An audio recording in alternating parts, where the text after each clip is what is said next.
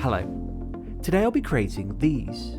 They are part of a brand new selection of Platonic shapes you can start colouring in Pigment today. I'm going to run through a few simple steps so you can use the awesome creative power of Pigment and bring it into the real world by colouring, printing, constructing and finally displaying. Let's get started.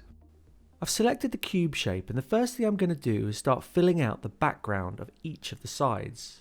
Blocking, forgive the pun, out the colour using the simple default palette.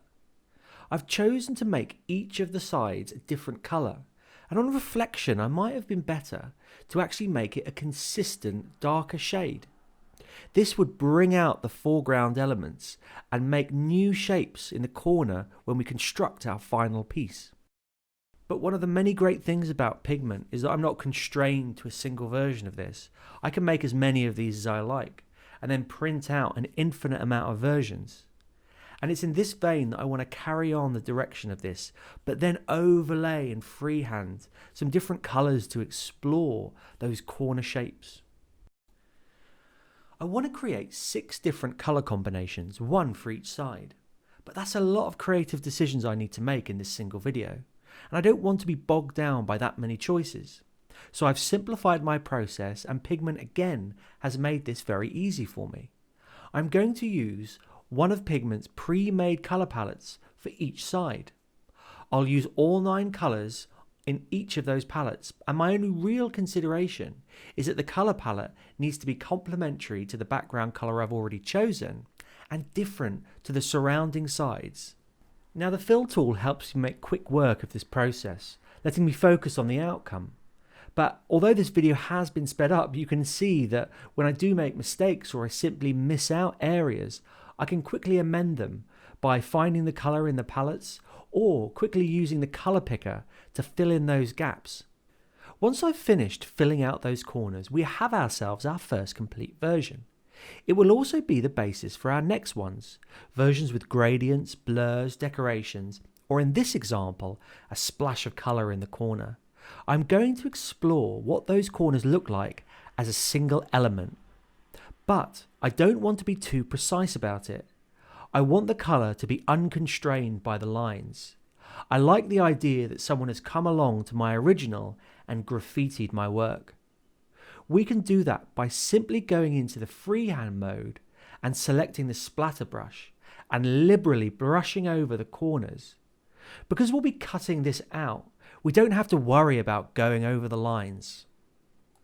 Now I'm happy with this, so I'm going to quickly export a final piece of artwork to my pictures and then print out a version. Now, we just need to cut these out.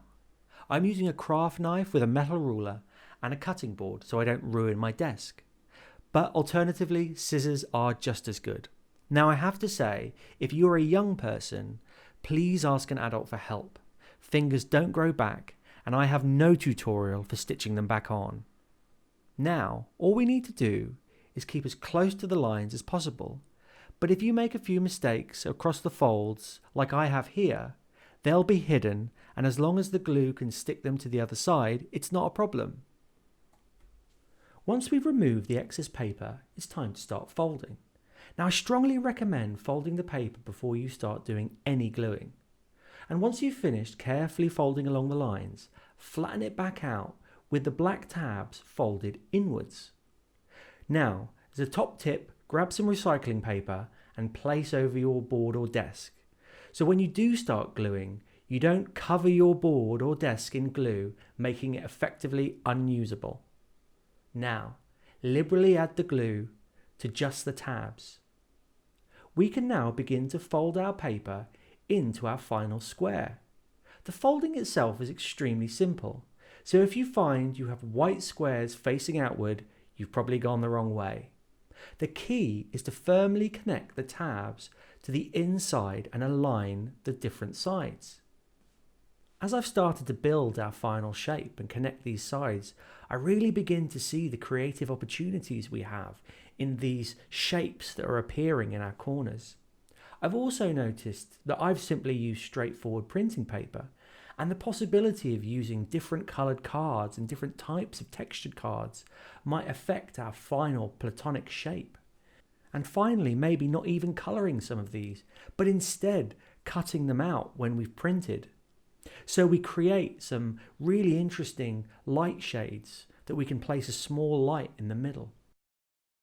So the Platonic shapes are now available in the Pigment app. If you've liked this video, please like and share it. And if you start creating these, please share them with us on Instagram. We'd love to see what you do. I hope you've enjoyed this tutorial, and I'll see you again next time.